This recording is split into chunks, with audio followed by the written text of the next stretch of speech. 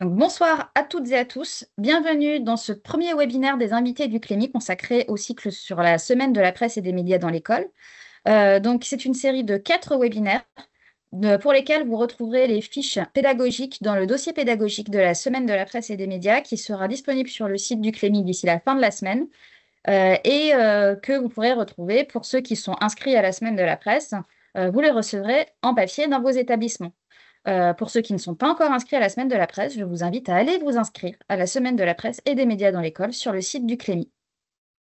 Alors, ce soir, donc, pour inaugurer ce cycle, nous recevons Gaëtan Bergouès, Mathieu Assement et Florent Schilliger, tous trois de l'Académie de Lille et qui vont se présenter tout de suite très très rapidement dans ce webinaire et qui vont nous parler de leurs expériences qu'ils ont faites puisqu'ils ont publié des lives d'information sur Twitch avec leurs élèves.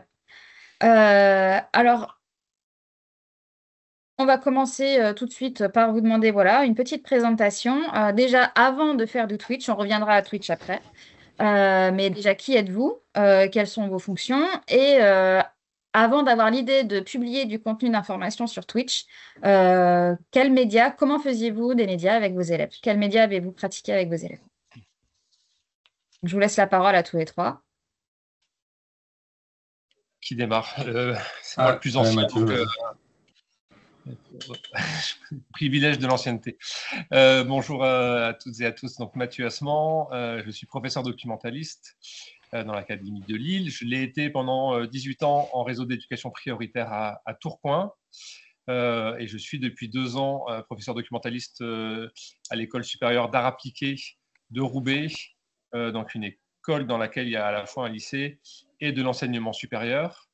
Et pour répondre à la question que vient de poser Pauline, moi j'ai démarré tout de suite, dès que je suis entré dans le métier de professeur documentaliste, par un traditionnel club journal que j'ai développé pendant quelques années avant de m'intéresser au format plutôt de journal en ligne.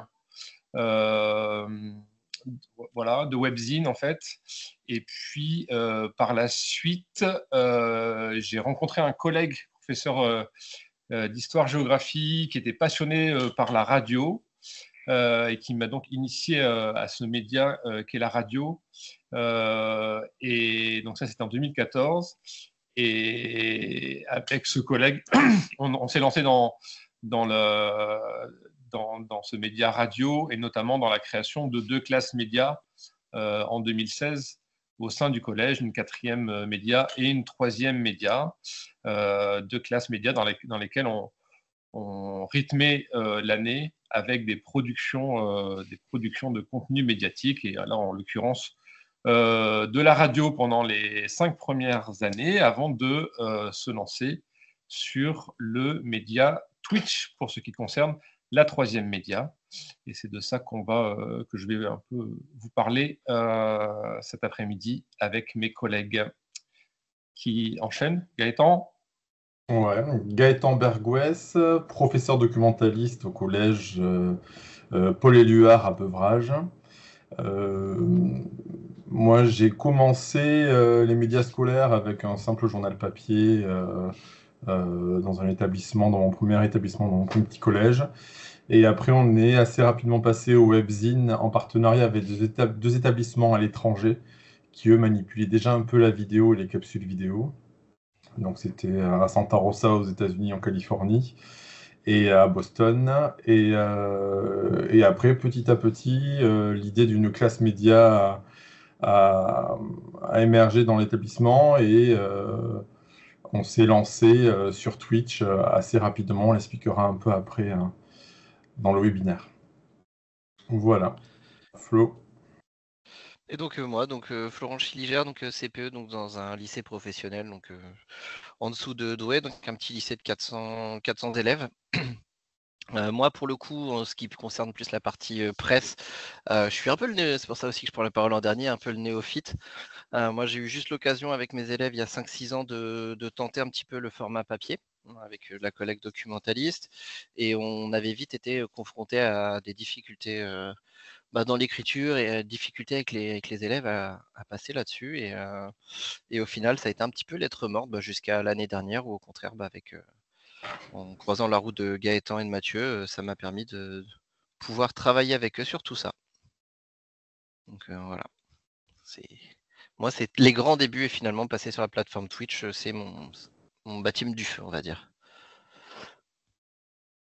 Ok, donc voilà, des expériences diverses, mais vous avez fait des médias avant, et puis voilà, une expérience plus ou moins récente sur Twitch. Et donc pour y revenir à Twitch, déjà, si vous pouvez nous expliquer ce que c'est que Twitch, pour ceux qui ne connaîtraient pas, et nous expliquer quel est le principe, quels sont ces projets que vous faites sur cette plateforme. Alors, je prends la parole pour Twitch, je vous laisse après les expériences. Twitch est une plateforme de streaming. Le principe du streaming, c'est de diffuser en direct des contenus vidéo. Souvent, c'est des partages d'écran, sachant que Twitch a débuté à l'origine surtout sur le jeu vidéo. Donc, c'est surtout une communauté de gamers qu'on retrouve sur Twitch dans ses débuts. Et petit à petit, ils ont ouvert les catégories. Et petit à petit, sur Twitch, on a retrouvé des débats, des émissions, des journalistes aussi qui diffusaient. Il y a aussi des tutos pour apprendre à dessiner, pour apprendre à faire du montage, choses comme ça. Et le gros avantage quand même de Twitch, c'est que c'est en live. À la différence de YouTube qui conserve des vidéos, Twitch ne conserve pas. Et on a une interaction directe avec les personnes qui nous regardent un peu sur le principe là d'un Teams, où il y a un chat, mais on a la même chose sur Twitch, sauf qu'il y a une véritable communauté. Voilà, ça c'est un peu le principe de Twitch. Au niveau des productions que l'on peut faire en classe, on a désiré être trois parce que tout simplement on a trois approches un peu différentes de Twitch. Moi, je vais essayer de vous partager quelques extraits des live Twitch qu'on réalise avec une classe de 4e média dans mon établissement. Alors, je vais essayer de faire ça. Donc là, je vous ai sélectionné 4 ou 5 extraits. Donc, un extrait là où ils lancent leur émission. On enchaîne avec un autre extrait où on a un invité plateau qui était une journaliste à l'époque, qui était notre marraine de la classe média. Après, on a un enchaînement avec un autre extrait d'une chronique, un garçon qui réalise une chronique mode sur des baskets, et on terminera par un côté un peu plus ludique des émissions Twitch avec un petit questionnaire. Salut à tous et bienvenue sur ce live d'une heure préparé par la classe média V2, présenté par toi Irina. Et toi Erwin? Ça va être du lourd. T'es sûr? Bah ouais, aujourd'hui on a plusieurs reportages qui nous concernent tous. On vous réserve du sérieux, de la culture et pas mal de fun en prime. N'hésitez pas à lâcher votre meilleur commentaire dans le chat. On y répondra avec plaisir. Sans plus de blabla, Générique. Bonjour Shirazade. Bonjour Shirazade. Bonjour. Tu as été la marraine de la classe média depuis le début. Lors des 2 précédents Big Live, tu étais là pour nous aider. Et cette année est une année particulière et on voulait te donner une place digne de ce nom dans notre live. On va te demander ton avis sur plusieurs des sujets de nos reportages et ensuite on aimerait en apprendre un peu plus sur ton parcours. Avec plaisir, je répondrai à vos questions. Salut à tous, aujourd'hui je vais vous parler de mode. Plus précisément d'une paire de sneakers assez atypique qui sort dans 2 jours. Le 21 juin sort la J-Force One en collaboration avec Jacquemus. Jacquemus est une marque de luxe française pas très connue et Nike, je pense que vous connaissez déjà. Les 2 marques ont déjà collaboré sur une paire. Elle a été sortie en 3 coloris. Certains aimeraient peut-être son originalité, cependant, moi j'aime pas du tout. Je trouve qu'elle est très écrasée. Mais bon, 170 €, c'est pas abusé pour une paire de luxe. Si contrairement à moi vous aimez la paire, vous pourrez tenter de participer au tirage au sort pour essayer de l'acheter. Bonne chance! Le principe est simple, vous allez avoir une série de questions, il va falloir répondre le plus vite et le plus spontanément possible. Vous avez le droit à un seul joker. C'est bon, vous êtes prêts? Un joker? Oui. C'est chacun son tour ou on doit choisir qui répond? Non, c'est les deux. C'est les deux en même temps? Oui. On peut se concerter ou non? On va pas répondre à la même chose. Spotify ou Deezer? Spotify. 10 heures est plus complet. Coupe du monde au Qatar ou boycott? Coupe du monde au Qatar. T'es pas d'accord? iPhone ou Samsung? Non. Samsung. iPhone. On va se failliter là. Cuisine au beurre ou à l'huile d'olive? L'huile d'olive. L'huile d'olive. Je je prends la parole. Donc voilà, donc le choix de Twitch, un petit peu pour faire un complément, pour compléter un peu ce que disait Gaëtan tout à l'heure, c'est que moi en fait en croisant Mathieu et Gaëtan, j'ai été formé dessus finalement, et moi je recherchais un petit peu à revenir un peu vers tout ce qui était média. Et finalement, Twitch, ça m'a parlé parce qu'étant moi consommateur au niveau jeux vidéo, ça m'a tout de suite intéressé de revenir vers cette plateforme-là. Et j'avais des élus qui étaient présents, et quand on a eu l'occasion de faire les tests, ils ont tout de suite été vraiment très intéressés par le format, qui offrait vraiment une version un peu du direct, qui offrait cette expérience un petit peu émission. Et donc on s'est dit voilà, que ça allait être une occasion de travailler un peu différemment le média. Et donc c'est pour ça j'ai choisi de suivre Gaëtan et Mathieu. Donc après voilà, moi le choix est apparu donc voilà par défaut, parce que plus j'avançais dans le projet, dans la construction de mon projet, et plus je me rendais compte que j'avais des élèves qui l'utilisaient, mais pas que en tant que spectateur, mais aussi pour beaucoup parfois en tant que streamer. Et donc au final, on a pu croiser un petit peu les compétences de chacun pour travailler voilà sur un petit pied d'égalité avec eux, ce qui était une belle occasion, qui plus est avec des lycéens. Langevin. Studio.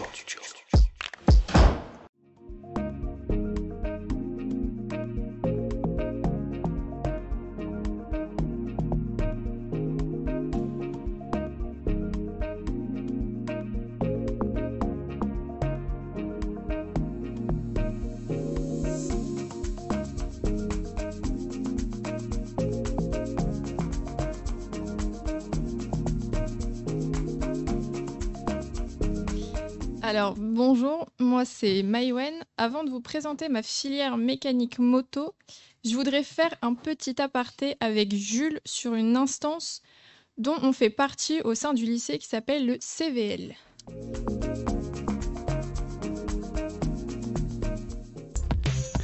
Bonjour à vous, bienvenue sur l'Engin Studio. Pour notre 3e émission, nous allons accueillir Monsieur Chérigui, écrivain et auteur du livre L'Un Sainte Touche. Après notre 2e émission sur la musique, nous voulions vous proposer cette fois-ci une ouverture sur nos programmes. Est-ce que tu peux nous dire, s'il te plaît, depuis combien de temps t'en fais?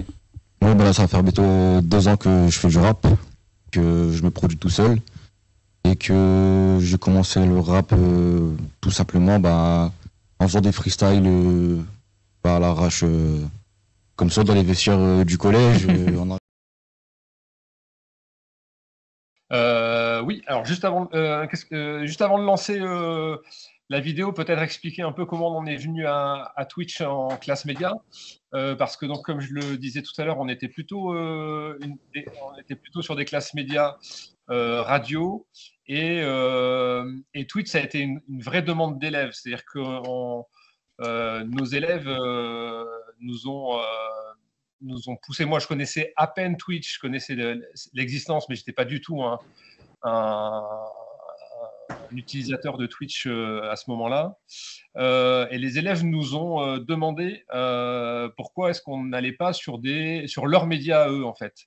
Ils l'avaient déjà fait l'année précédente à propos de TikTok.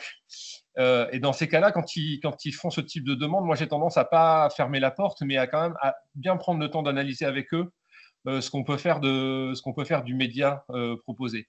Sur TikTok, on avait décortiqué et on s'était rendu compte que c'était pas tellement adapté à un usage tel qu'on pouvait souhaiter le développer en classe média, notamment la contrainte du format très court des vidéos et la nécessité d'être sur des accroches un peu excessives. Voilà, on avait décortiqué tout ça avec eux, et puis on s'était dit que c'était pas forcément là qu'on avait envie d'aller.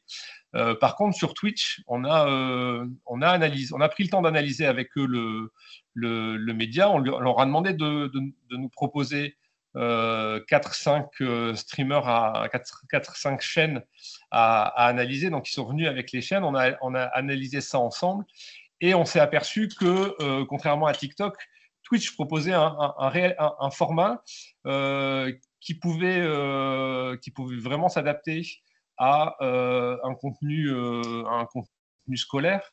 Le leitmotiv étant on ne touche pas spécialement au format, mais on adapte le contenu. Et donc on a analysé ensemble ce média, et il y avait de réels potentiels dans ce média pour en faire un média intéressant pour la classe média. Particulièrement, et on y reviendra un peu par la suite, mais bien sûr la question du direct, qui comme pour la radio, comme on l'expérimentait à la radio, est une démarche que je trouve moi très très pertinente et très formatrice pour des élèves, mais également la question de la gestion de l'interactivité avec une communauté, et puis la question de s'approprier, de créer une ambiance particulière qui fait partie un peu des codes implicites de Twitch. Cette ambiance que j'ai du mal à qualifier, mais j'ai envie d'appeler un peu convivial chill, enfin quelque chose qui se veut à la fois convivial, qui se prend pas la tête, etc., et en même temps avec du réel contenu. Donc c'était plutôt intéressant. C'est de tout ça, c'est tout ça qu'on a analysé avant de se dire bah oui, il y a là un format à adapter et qui peut être intéressant d'adapter, c'est-à-dire s'approprier ce format-là.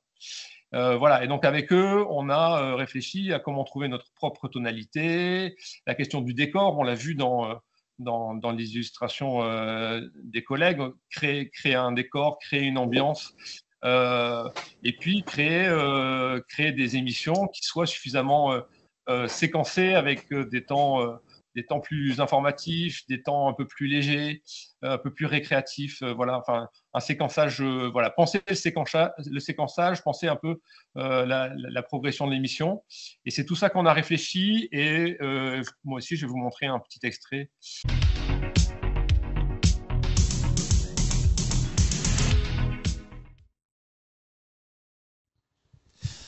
Bonjour à tous et bienvenue sur notre chaîne Twitch Studio Brax. C'est avec un grand plaisir qu'on vous accueille pour notre première émission. Studio Brax, c'est la chaîne Twitch du collège Lucie Aubrac, des élèves de la classe média. Et qui dit première dit forcément invité de marque ou invité de choc. Et aujourd'hui, alors lui, il a plutôt l'habitude des chocs de les recevoir sur le ring, à coup du percut ou de crochet du gauche, crochet du droit. Non, on a bien sûr avec nous, et c'est un plaisir, le boxeur Daouda So. Bonjour Daouda. Bonjour à tous, et merci de m'accueillir dans votre magnifique studio. Donc, pour ce portrait, un petit peu, comme je t'ai dit, un peu décalé, Teva va se muer en commentateur sportif. Ladies and gentlemen, bienvenue sur le ring du 5C au collège Lucie Aubrac à Tourcoing. À ma droite, j'accueille un boxeur français de renom, né le 19 janvier 1983 à Roubaix. Daouda So a grandi à M. C'est dans cette ville... Daouda a toujours été quelqu'un de sérieux. Après, c'est un grand blagueur. C'est un grand blagueur. Après, franchement, dans sa vie, il a toujours été carré. Comme au petit frère, il cache un petit peu les choses. Donc, je ne peux pas donner le vrai de ses conscients. Un grand frère, c'est vraiment quelqu'un de bien. Je trouve que c'est quelqu'un d'hyper inspirant de par sa carrière, mais de par... Je vais passer le coup de fil maintenant. Et puis on va voir si tu vas la reconnaître. Il n'y a pas de problème. Kedou. Allô. Oh là là. Bon, est-ce que vous pouvez couper le micro? Parce que là, ça va être compliqué. Ça va être compliqué. Je sens que le débat, il va dévier. Déjà, est-ce que tu peux le présenter? Ah, Kedou, c'est comment dire, c'est mon frère d'armes, c'est mon compagnon. On a passé des super moments inoubliables. Et vous le voyez sur mes lèvres, hein, le sourire... Donc c'est Keda Fidji. Mais simplement, j'ai un peu une crainte. J'ai un peu une crainte parce que, oh là là. Bon, je te dis, il y a des mineurs, il y a des petits-enfants, donc sois calme. C'est bon? Non, il n'y a pas de souci. Je suis très calme, mon ami. On voulait te passer l'extrait d'un de tes combats au JO. Est-ce que tu t'en souviens? Et pendant que l'extrait est diffusé, peux-tu nous le commenter et raconter toute l'histoire autour de ce combat? C'est quoi, c'est la demi-finale? Alors, bah oui, raconte-nous, je pense, c'est ça. Ah, c'est la demi-finale? Oui. Tu peux nous raconter un peu contre qui et puis comment ouais, contre Ougas, très très grand boxeur, une très très belle carrière pro. Un adversaire que j'avais affronté à 2 reprises. Alors, nous avons encore une question de Melting Pot Breuvage, merci à vous, qui demande pourquoi avoir donné le nom Apollon à votre club. Alors, j'explique, c'est que en fait, il y a 11 salles Apollo. Moi aujourd'hui, je gère celle de Lille, mais il y a les fondateurs qui ont donné ce nom pour faire un clin d'œil au film mythique Rocky et à Apollo Creed, qui est l'un des acteurs de cette magnifique série de films avec Rocky Balboa, pardon. Voilà, on est de retour. Ouais, on est de retour. Ouais. Voilà, un petit extrait avec plein de petits bouts de la première émission. Nous, on avait choisi, contrairement à la classe média Twitch de Gaëtan, qui nous a beaucoup servi pour nous lancer. On avait choisi, plutôt que de faire un format magazine, d'avoir à chaque émission un invité et de travailler différentes rubriques autour de la présence de cet invité.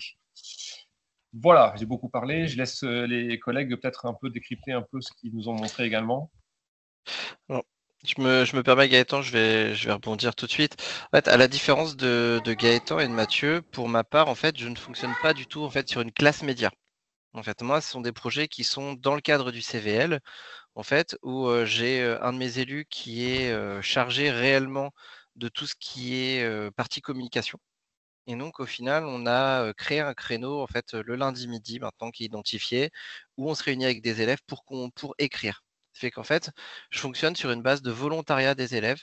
Les sujets, alors on répond aux sujets de manière un petit peu, voilà, à des demandes soit d'élèves, parce qu'on va choisir leur sujet, comme dans mon extrait quand il parle du rap. En fait, c'est parce qu'on a fait une émission sur la musique qui partait de leur passion, et donc on a choisi de faire une émission sur la musique. Et par contre, on a notre première émission, c'était notre porte ouverte qu'on a choisi de faire en live l'année dernière sur Twitch pour notre première. Donc voilà, donc on répond un petit peu aux deux, mais on est sur un style d'écriture assez libre où les élèves peuvent venir. S'ils ont envie, peuvent venir, ne pas venir pendant 2 ou 3 semaines, reprendre le train en marche, mais c'est pas grave, on a essayé de fonctionner voilà, en semi-autonomie comme ce sont des lycéens.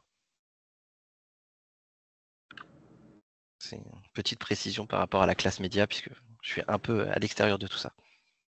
D'accord. Merci beaucoup déjà d'avoir un peu éclairé pour tout le monde ce que sont ces projets Twitch, quelle forme ça prend et quelle forme de production médiatique ça prend. On va rentrer après un peu plus dans le détail de l'organisation, de comment vous mettez les élèves au travail, etc. Mais d'abord, on va poser la question à laquelle tout le monde pense. Et le RGPD dans tout ça. Donc, vous avez fait le choix de la plateforme Twitch. Vous avez fait le choix de publier après sur YouTube. Pourquoi avoir fait ce choix-là? Pourquoi ne pas avoir fait le choix, par exemple, de faire du comme Twitch, mais sans être sur Twitch, donc c'est-à-dire de faire un enregistrement dans les conditions du direct, et après de le diffuser sur Peertube. Voilà, donc on en a parlé ensemble en préparant ce webinaire, donc je sais que vous avez de belles réponses. Ah, de belles, je ne sais pas. Voilà, des réponses en tout cas. Voilà, on a des réponses. Pourquoi Twitch et pas simuler un live? Tout simplement parce que tout l'intérêt d'être en live, comme Mathieu a dit, ça se simule pas. La tension qu'on peut avoir quand on lance des élèves sur un live où toute la classe se fédère sur un instant T, ça c'est incomparable. Et même quand on dit à des élèves, allez, on fait comme si on y était. Nous, on le fait en répétition. On fait comme si on y était. Ben, on voit tout le temps un élève qui va s'arrêter parce qu'il hésite sur une texte, sur une reprise. En live, il ne s'autorise pas à s'arrêter. Il va continuer. Donc voilà. Le second argument par rapport à pourquoi le live n'est pas enregistré une capture, c'est tout simplement parce qu'il y a des échanges avec une communauté, avec un chat. Et ça, c'est important d'avoir un retour immédiat sur les productions, de pouvoir échanger, sachant que je pense que sur nos 3 médias, ils ont tous vocation à être diffusés et à être écoutés par des jeunes. Pas obligatoirement par des adultes, mais pour des jeunes. Et ça, je trouve ça intéressant parce que quand un jeune parle, il a besoin aussi d'avoir un retour. Et je sais que sur nos lives, on a tout le temps un temps qu'on appelle le retour chat. Et c'est vrai que c'est un temps qui est fort. Et ça, une simulation, malheureusement, ça ne le permet pas du tout. Donc voilà déjà pourquoi un vrai live sur Twitch et pas juste un simulé. Par rapport à la RGPD, c'était la première question qu'on nous a posée, de toute façon, nos chefs d'établissement et même au niveau du rectorat. Twitch, c'est une plateforme, comme j'ai dit en début de webinaire, c'est une plateforme de streaming, donc elle ne conserve pas les vidéos. Quand on crée un compte en RGPD, c'est en termes de données. Quand on crée un compte, on le crée au nom d'un établissement, donc il n'y a pas de données personnelles. Voilà. Donc, quand on met nos élèves face à cette situation-là, en amont, on a prévenu les familles, on a eu les autorisations, on a les autorisations également des élèves. L'établissement est également au courant. Et donc voilà. Après, si le live, à un moment ou à un autre, on sent un élève plus ou moins en difficulté, on a toujours sur nos PC une image fixe que l'on peut envoyer pour éviter que l'élève soit en difficulté à l'instant T. Et après, ça nous permet de reprendre 10-15 secondes après, le temps que l'élève se reprenne un peu, et ça évite d'exposer l'élève dans une situation un peu délicate. Voilà. Donc, au niveau RGPD, sur Twitch en tout cas, on risque pas grand-chose, pas plus que quand je vois certains rectorats diffuser des images de nos élèves sur X ou sur d'autres chaînes. Bon voilà, on n'est pas au-delà. Et surtout, ça s'efface. Et après, pour la restitution, alors là, ça me concerne surtout moi, parce que je sais que Mathieu le faisait moins, et Flo le fait pas du tout. Ils conservent pas du tout de traces de leur live, en tout cas pour les restituer après en ligne. Nous, pourquoi YouTube et pourquoi pas Peertube? Tout simplement, il n'y a pas de retour sur Peertube. La communauté, elle n'est pas obligatoirement... les jeunes n'y vont pas. Et vu que notre média s'adresse à des jeunes, on a pris l'option d'aller directement sur la plateforme YouTube. Alors peut-être qu'à terme, si on voit qu'il y a des dérives, choses comme ça, eh on changera notre fusil d'épaule. Pour l'instant, ce n'est pas le cas. Au contraire, ça nous permet aussi d'avoir une communauté, et c'est une communauté aussi d'anciens élèves. Là, je consultais cet après-midi pour regarder les commentaires qu'on avait eus, parce que je ne m'en souvenais pas de certains. Et c'est que des anciens élèves, les 3/4 du temps, ou des personnes qu'on a été interrogées, qui disent « Ah, félicitations, voilà, c'est hyper bienveillant ». Donc voilà. Et après, on n'a pas non plus une communauté de 40 000 abonnés, choses comme ça. On est, nous, une centaine d'abonnés, et on ne cherche pas à en avoir plus, quoi. Voilà. Je ne sais pas si Mathieu et Flo voulaient rajouter. Ouais, je vais compléter un petit peu en fait par rapport à la RGPD. Voilà, moi je sais que pour le coup, on fait à chaque fois des autorisations uniques pour chaque émission en fait, avec l'objectif affiché. Alors moi, c'est comme l'a dit Gaëtan, mes émissions elles sont en one shot, ce qui fait qu'automatiquement il n'y a pas de retour dessus. Ce qui, comme on l'a dit, ce sont des sujets que les élèves choisissent. On pourra refaire le même sujet potentiellement d'ici 2-3 ans sans problème, et ça évite aussi un petit peu tout ce côté. Alors moi, que ça reste un public quand même parfois assez sensible aussi, et j'ai pas envie de les exposer très clairement avec la possibilité sur YouTube ou autre d'avoir des commentaires ou de passer à une grosse phase de modération. Comme je vous l'ai dit, je fonctionne sur des élèves qui sont principalement bénévoles. Je fonctionne sur un petit groupe sur plateau, et donc ça m'évite aussi d'avoir un gros service de modération, même s'il y en a un toujours sur nos lives en direct. Et pour compléter aussi par rapport à Peertube, voilà, c'est que c'est universellement connu pour nos élèves. Au final, ça touche un public, je pense, plus large. Et ce que je voulais, c'était partir de leur savoir-faire et de leurs habitudes pour construire l'information, et pour qu'une fois, ils utilisent leur savoir-faire en fait pour créer l'information, là où c'est des compétences d'habitude qui ne leur servent pas forcément à l'école. Et c'est ce que je voulais, c'est de leur montrer que ce qu'ils savent faire peut servir sur un projet. C'était avant toute chose qu'on voulait mettre en avant. Oui, ça c'est un choix fort de notre part, hein, que d'aller sur le média sur lequel sont principalement, enfin, un grand nombre de nos jeunes, quoi. C'est-à-dire qu'effectivement, on peut toujours faire du Canada Dry de médias, sauf que notre volonté, c'est quand même de leur apprendre à décortiquer le média sur lequel ils passent énormément de temps, et que ça ne marche pas si on leur propose un média qui ressemble de loin à ce qu'ils connaissent, mais qui n'est pas tout à fait ce qu'ils connaissent. Parce qu'en fait, mais Florent le dit très bien, et peut-être qu'on reviendra là-dessus, mais ils sont sur ce média-là, et ils ont développé une expertise sur ce média-là. C'est très intéressant dans cette démarche-là, enfin, de partager l'expertise avec les élèves. C'est-à-dire que moi, très clairement, au début, j'ai eu beaucoup à apprendre de mes élèves sur la manière de gérer le média Twitch, et c'était même très intéressant, mais ils ont souvent devancé mes questions. C'est-à-dire que d'eux-mêmes, ils m'ont expliqué les modérations, le décalage de quelques secondes pour arrêter la vidéo si nécessaire, la création de mots-clés, de mots interdits dans le chat, tout ça, c'est des choses qu'ils connaissaient et sur lesquelles ils ont devancé mes craintes et ils ont apporté des réponses par eux-mêmes. Donc voilà, c'était vraiment très très intéressant. Et ce temps d'analyse, il était passionnant et très instructif. Mais voilà, moi j'insiste sur le fait que c'est un choix qu'on fait d'être sur leurs médias et on prend toutes les précautions nécessaires. Mais je ne reviens pas sur ce qu'a dit Gaëtan. On a toutes les autorisations, comme on le fait pour une émission de radio. On a toutes les autorisations nécessaires et il n'y a pas plus de conservation de données qu'il ne peut y en avoir sur d'autres productions médiatiques qu'on fait avec des élèves, voire même moins.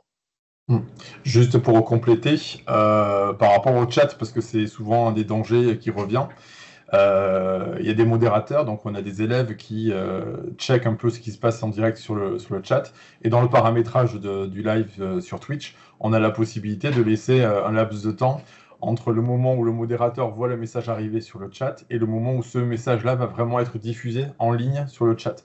Donc on a 10 secondes. Et donc durant ces 10 secondes-là, nos élèves ils bannissent ou enlèvent les messages certaines fois qui ne sont pas obligatoirement appropriés. Et ils ont des consignes, ils sont formés pour, ces élèves-là aussi, pour modérer. Donc voilà par rapport à tout ce qui est RGPD et un peu côté légal. Voilà, merci beaucoup pour ces questions. Comme ça, au moins, on est clair et il n'y a pas de non-dit. On sait que ces questions ont été posées, que tout a été réfléchi. Et on va pouvoir maintenant se concentrer concrètement sur l'organisation du travail des élèves.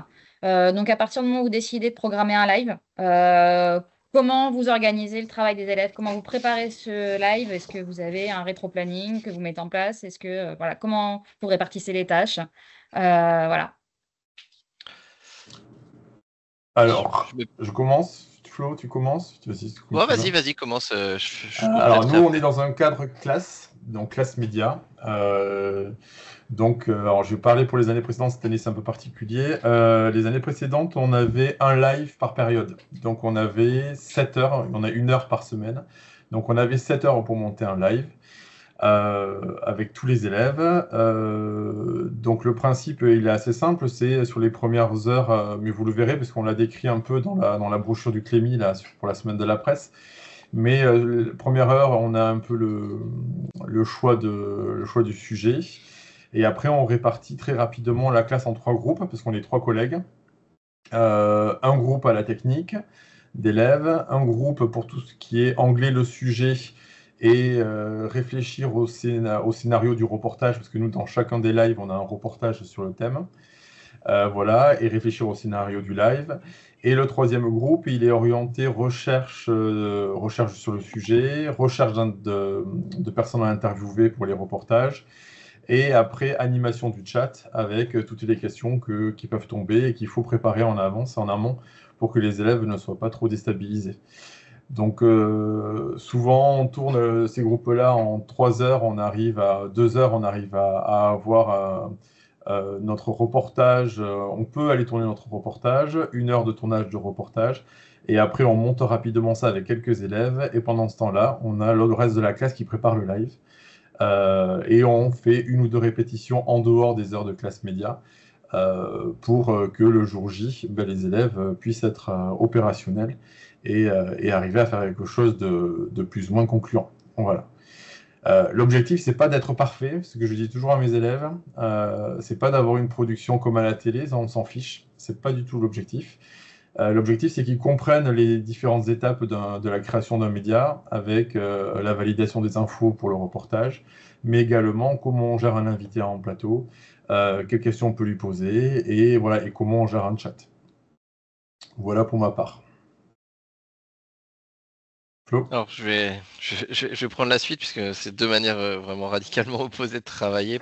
Donc nous, finalement, on est parti sur un format d'émission pour chaque fin de période, en fait. On fait une émission à chaque chaque vacances. Donc tous les lundis, en fait, le premier lundi, on le passe vraiment à cerner un petit peu comment on imagine l'émission. Vraiment essayer de monter l'armature. Et en fait, on a eu la chance pour notre premier live d'avoir en fait, on a travaillé en partenariat avec une radio locale qui nous a donné tout ce qui était en gros fil conducteur d'une émission de radio. et comment eux l'écrivaient. Et donc finalement, à partir de ce premier conducteur qu'on a eu, maintenant, on l'utilise tout le temps pour que les élèves puissent écrire autour chaque émission, avec les transitions, avec tout. Et donc finalement, après la première partie technique sur la première semaine, les autres semaines sont consacrées à écrire et finalement à préparer l'émission petit à petit pour le jour J. Et comme le dit Gaëtan, c'est exactement ça, c'est que l'idée, on sait que ce ne sera pas parfait, mais c'est petit à petit leur faire comprendre qu'ils ont l'opportunité vraiment de le faire, et que même s'il y a un raté, c'est pas grave en fait. Dans tous les cas, on est là pour apprendre, ils sont là pour apprendre, et ça les prépare pour les oraux dans tous les cas. Et donc le deuxième temps de création, voilà, c'est que la dernière semaine, par contre, généralement toujours avant le live, on refait toujours une répétition. C'est-à-dire que là, par contre, tous ceux qui sont sur le plateau sont convoqués automatiquement. S'il y a des petits nouveaux, on les forme sur le logiciel parce qu'on essaie toujours quand même de renouveler. Le problème des lycéens, c'est que le plateau technique, il ne va pas durer 4 ans, hein, on ne va pas se mentir. Donc on essaye d'avoir petit à petit des gens qui sont formés pour l'année prochaine. Et donc finalement, la dernière semaine, c'est ça, c'est la préparation, c'est les essais à blanc pour voir ce qui va rater, les modifications encore à ajouter d'ici à la fin de semaine. Voilà, c'est la manière dont on prépare et dont on organise le travail. C'est assez libre. On utilise juste un format global où on écrit tous petit à petit dessus. Oui, de notre côté, à l'UCOBRAC, je ne vais pas revenir là-dessus, c'était très proche du fonctionnement qu'a décrit Gaëtan, avec des équipes reportage, des équipes plateau, des équipes techniques, une équipe modération. Voilà, ce qui est intéressant, c'est que sur les premières émissions, les élèves restent tous plus ou moins dans leur zone de confort, c'est-à-dire ceux qui se sentent pas trop à l'aise avec l'animation ou avec leur image, etc., restent plutôt sur de la technique.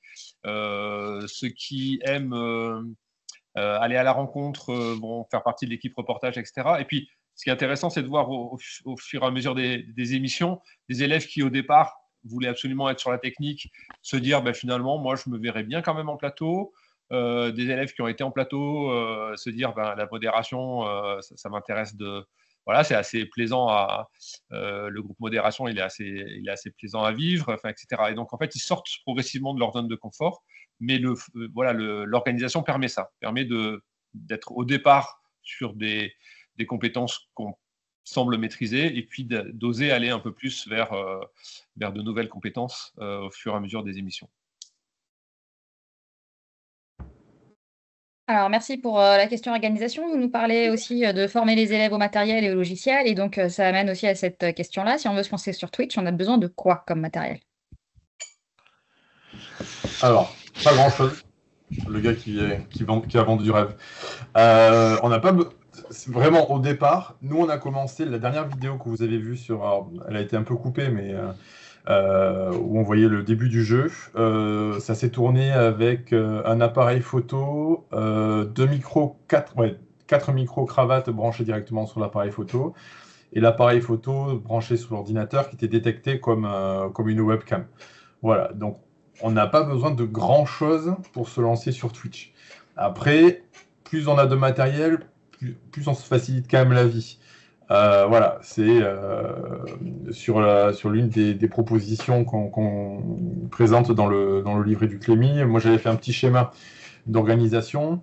Il y a différentes configurations qu'on peut proposer. La première, ça va aux alentours de 200 €.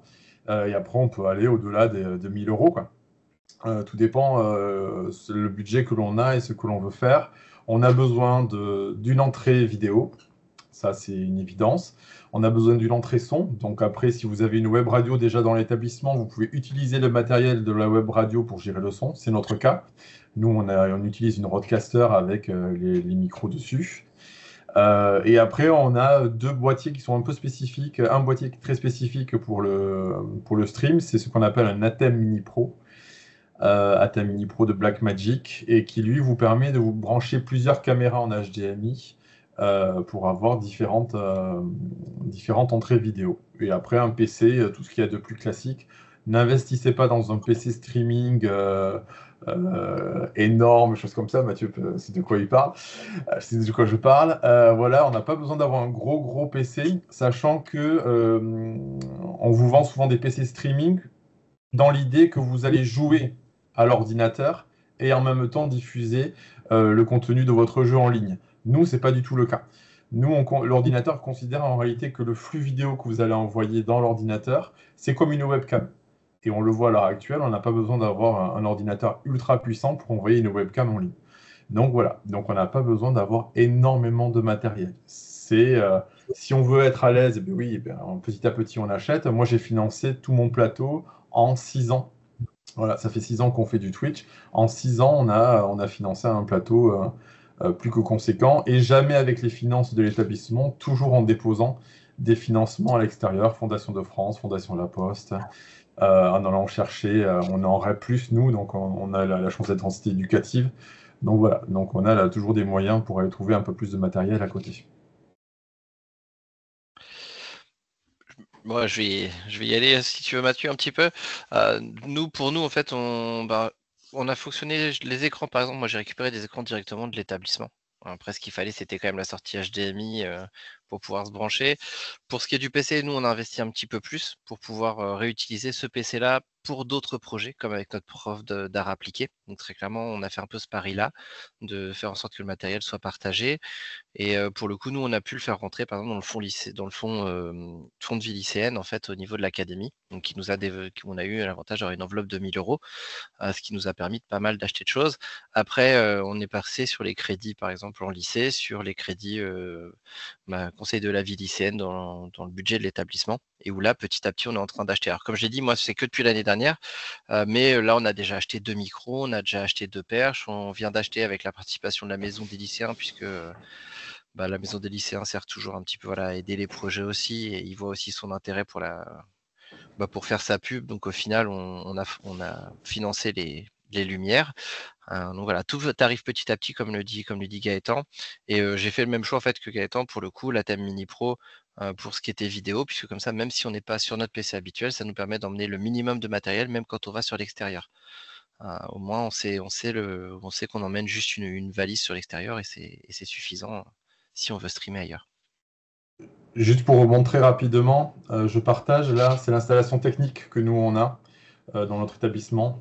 Donc vous avez un plateau avec les animateurs, des micros, des caméras. Les caméras sont reliées en HDMI à la fameuse petite platine Atem Mini Pro. Et après, on a un PC qui gère avec un logiciel qui est ultra important, qui est OBS, qui est très simple, très intuitif. On ne voit pas le schéma que tu... Tu vois pas le schéma? Non, on voit pas le schéma. Ah, c'est hop. Et là, est-ce que vous voyez? Oui. Très bien.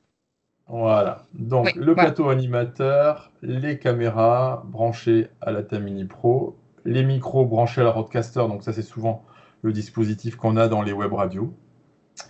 Un PC qui réunit les entrées son et les entrées vidéo.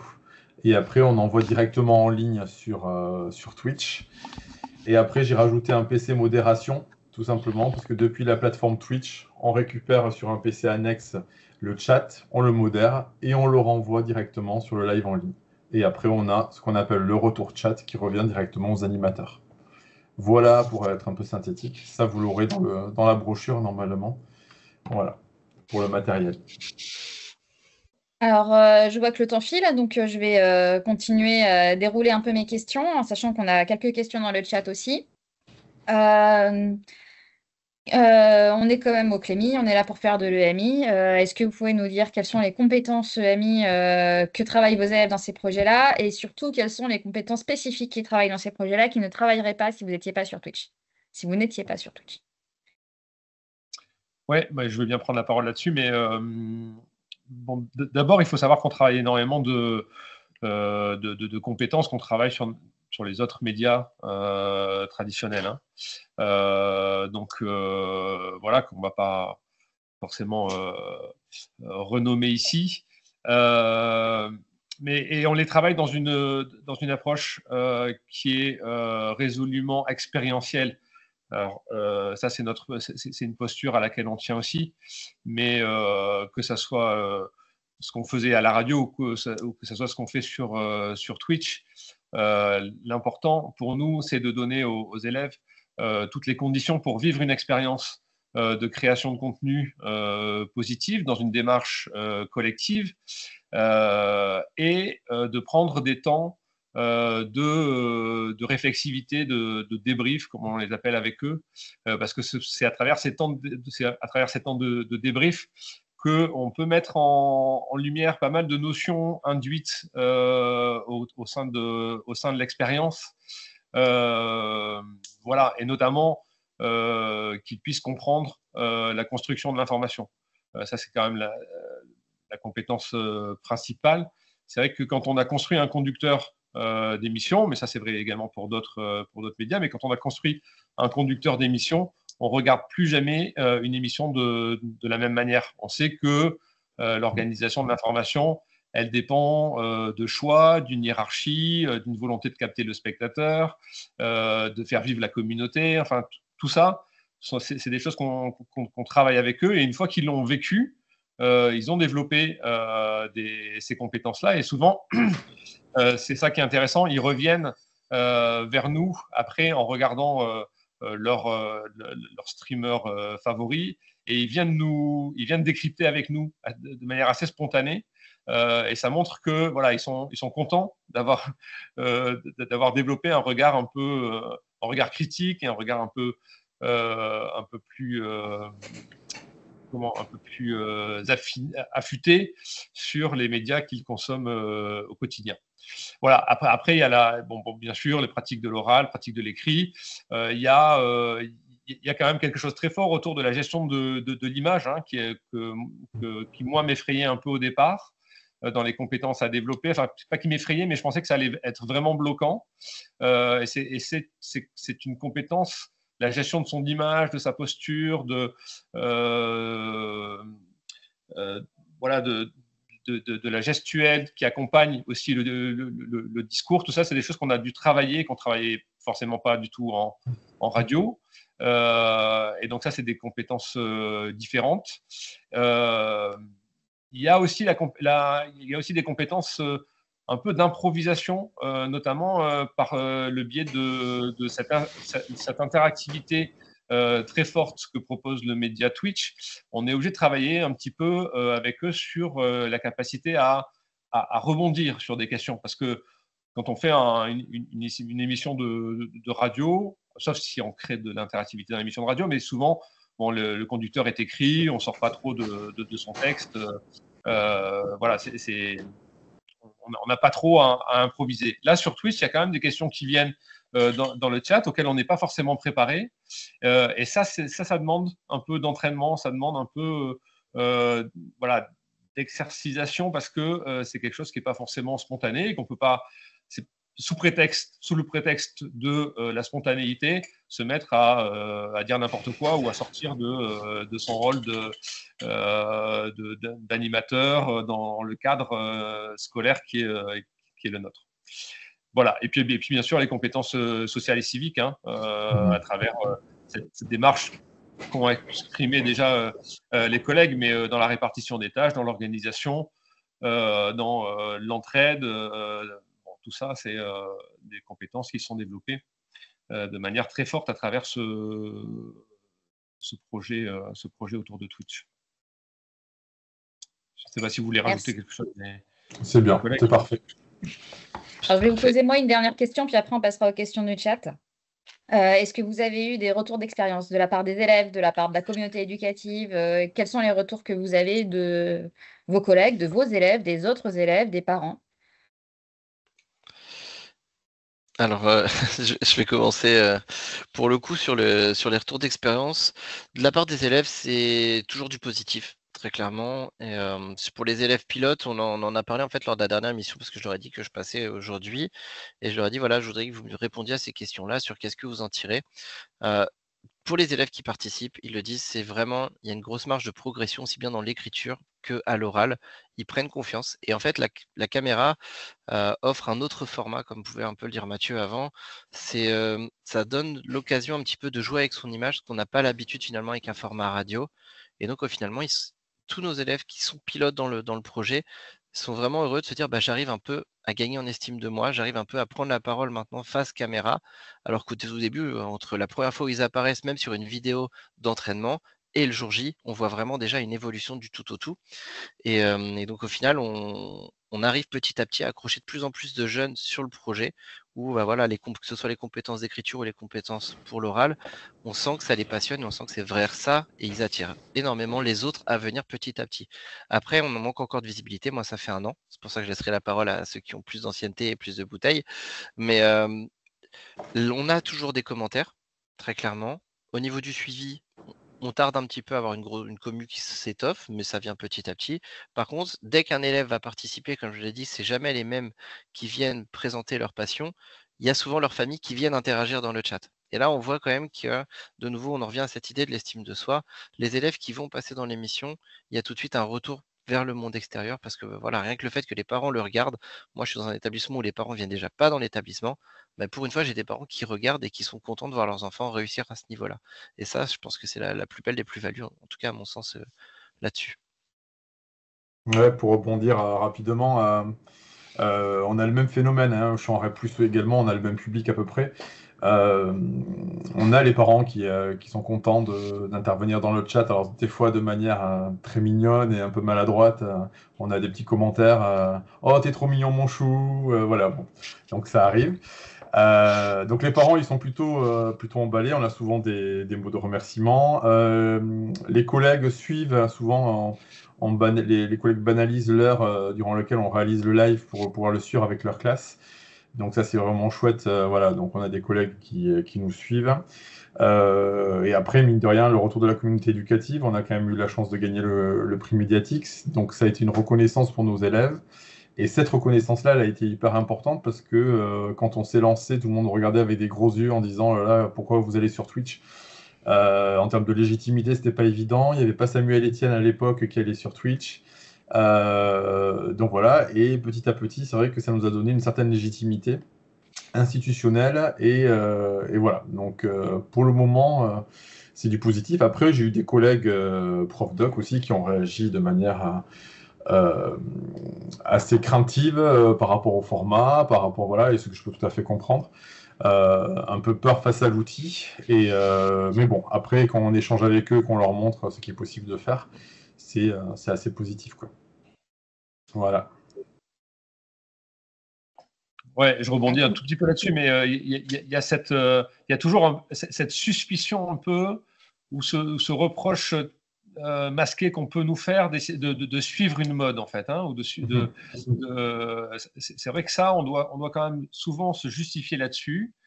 C'est pas grave, en fait, parce que c'est ce qu'on disait dans l'introduction. On va pas sur n'importe quel média, c'est quelque chose qui est très réfléchi et qui est très réfléchi avec les élèves et sur lequel on a, je pense, des arguments. On n'irait pas n'importe où, mais il se trouve que voilà, là, on va sur le média le plus apprécié d'une majorité de nos élèves. Moi, j'ai plus les chiffres en tête, mais la consommation de Twitch, elle est absolument gigantesque. Hein. Je sais pas, Gaëtan, tu avais des chiffres à un moment, mais c'est assez dingue. Et ça concerne vraiment la génération de nos élèves. Et donc, une fois qu'on a passé cette suspicion on va sur Twitch pour être dans l'air du temps, on arrive à avoir des discussions intéressantes et nous aussi on avait des profs qui choisissaient de diffuser l'émission pendant une heure de cours. Voilà, ça fait des spectateurs, ça fait de l'interaction sur le chat, et ça permet d'avoir pas mal de retours, et les retours sont très globalement très très positifs pour les élèves, parce qu'il y a du travail derrière, que ça se sent, et que chacun peut être fier d'avoir participé à une œuvre collective. Je crois qu'on n'insiste peut-être pas assez là-dessus, mais il y a cette dimension collective forte qui est passionnante à vivre, que ça soit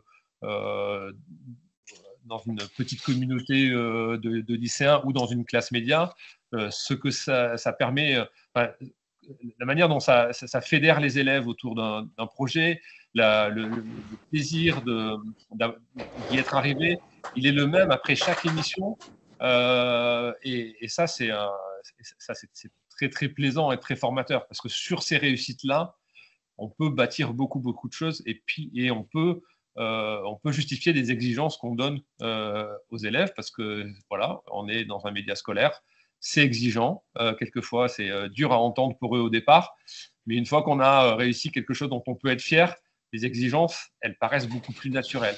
Et c'est pour ça que j'insistais tout à l'heure sur le fait que c'est une démarche expérientielle qui nécessite qu'on ait des temps de retour réguliers avec eux et qu'on s'interroge après chaque émission sur qu'est-ce qu'on vient de vivre collectivement, qu'est-ce que ça nous a apporté, quelles compétences on a développées, qu'est-ce qu'on a mieux compris, qu'est-ce qu'on peut améliorer. Parce que tout ça, c'est ce qui permet aussi à ce format-là d'être très, très évolutif et très formateur pour nos élèves. Juste 30 secondes par rapport à ça. La grosse différence pour moi par rapport à un autre média classique, style émission de télé, web TV ou émission de radio, c'est que toute la classe participe. Le média est suffisamment complexe pour que chacun ait un rôle. C'est-à-dire qu'ils ne sortent pas en disant « Ah ben non, moi c'est pas moi, je n'ai pas participé à l'émission ». Tous ont participé à l'émission d'une manière que ce soit. Voilà, ça peut être à la modération du chat, ça peut être en plateau, à la déco, voilà, en communication, il y a plein de postes. On peut mettre facilement 30 élèves au travail sur une émission Twitch et sur le live, les 30 seront actifs. Et je trouve quand même que c'est une grande richesse d'avoir un média de ce style-là pour monter un média durant la semaine de la presse. Ouais, on n'a pas parlé des compétences en graphisme, mais vous avez vu dans les extraits que j'ai proposés tout à l'heure, il y a ce qu'on appelle des overlays. Là, c'est l'habillage de la chaîne. Et ça, l'habillage de la chaîne, c'est des élèves qui les créent aussi. Voilà, c'est des compétences aussi, ça, à développer et qui sont tout aussi riches et ils sont aussi très fiers quand leurs overlays sont choisis. Alors, je vais vous proposer maintenant de prendre les questions du chat et d'essayer d'y répondre. Brièvement, rapidement. Voilà. Alors, je vais essayer de regrouper des questions parce qu'il y en a qui se recoupent. On a des questions. Combien avez-vous de personnes en ligne dès les débuts de vos premiers lives qui se recoupent avec une des dernières questions qui a été posée. Est-ce que vous avez beaucoup de viewers lors d'un stream? Qui sont-ils? Est-ce que vous avez des élèves d'autres établissements aussi? Et comment est-ce que vous communiquez sur les lives à venir? Alors, vas-y, on va avoir deux cas de figure hein, parce que autant Mathieu et moi, on était sur de l'info, sur des sujets qui pouvaient toucher n'importe quel établissement. Donc nous, on communiquait énormément avant. C'est difficile de dire en termes de viewers, de connexions. Nous, je sais qu'on tourne entre 40 et 60 connexions simultanées.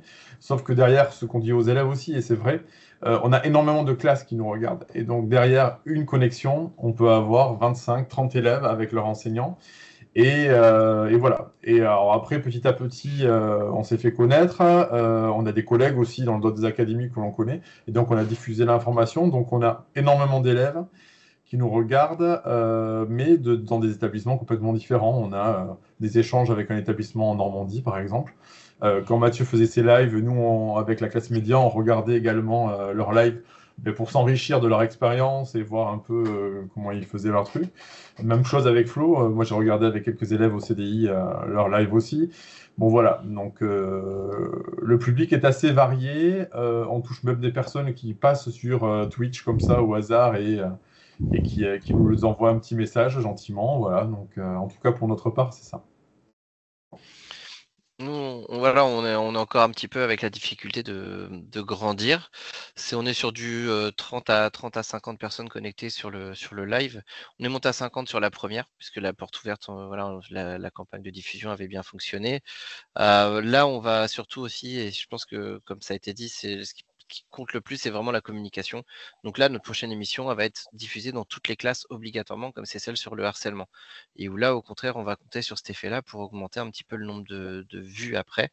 Et pour le coup, on va commencer de plus en plus à essayer de le diffuser sur l'extérieur On voulait d'abord que le modèle soit stable pour pouvoir ensuite proposer aux autres établissements sur les collègues ou sur les élèves des autres bahuts qui voudraient regarder. On Merci. voulait pas. Alors, on a une autre question, la question de Mathieu Béton. Comment est conserver la motivation sur le long terme? Comment faire pour que les élèves ne s'essoufflent pas? Alors, je me ouais. permets, Gaëtan, même Vas-y. si c'est court pour moi, le fait de choisir des formats, des sujets qui leur parlent, pour le moment, j'arrive à garder cet intérêt grâce à ça. Parce que on va chercher, on crée de l'information sur des sujets qui sont les leurs. Et à partir de là, finalement, même là, j'en ai une qui n'était pas venue depuis une émission. Je ne l'avais pas vue depuis une période. Et qui, d'un coup, là, a vu le sujet de la prochaine émission. Ça l'a intéressée. Et elle est revenue d'elle-même, en fait, au bout d'un moment. Donc, il y a un peu ce côté-là. L'émission et le contenu font revenir plus ou moins aussi un petit peu les participants. Nous, c'est un peu différent, mais on est dans une classe, donc ils n'ont pas trop. Déjà, ils n'ont pas le choix, donc c'est peut-être plus difficile de les tenir motivés. Mais justement, on avait décidé de multiplier les productions médiatiques pour créer à chaque fois une deadline plus courte. La première année, on avait fait un live en fin d'année. C'était très très compliqué de tenir toute une année et de faire qu'un live. Et là, le fait de faire à chaque fois un live par période, ça nous permet vraiment de les tenir. Et en plus, nous, on a une rotation dans les groupes. C'est-à-dire que, mettons, sur le premier live, il y en a qui vont être à la technique, mais sur le second, il y en a qui vont être, mettons, sur le tournage. Et donc, ça les motive et ils se disent, ah, mais bientôt, je vais aller sur tel ou tel groupe. Et donc, voilà, donc ça leur permet de les motiver. Mais très clairement, et après ça aussi, je pense que c'est important, nous, ils font tout sur le live. C'est-à-dire qu'on les forme à tous les postes. C'est assez terrifiant certaines fois pour nous, mais on n'a plus la main sur le live. Une fois qu'il est lancé, les élèves sont sur l'ordinateur, c'est eux qui gèrent les flux, c'est eux qui gèrent tout. Voilà. Et donc, ils sont dans cette dynamique-là.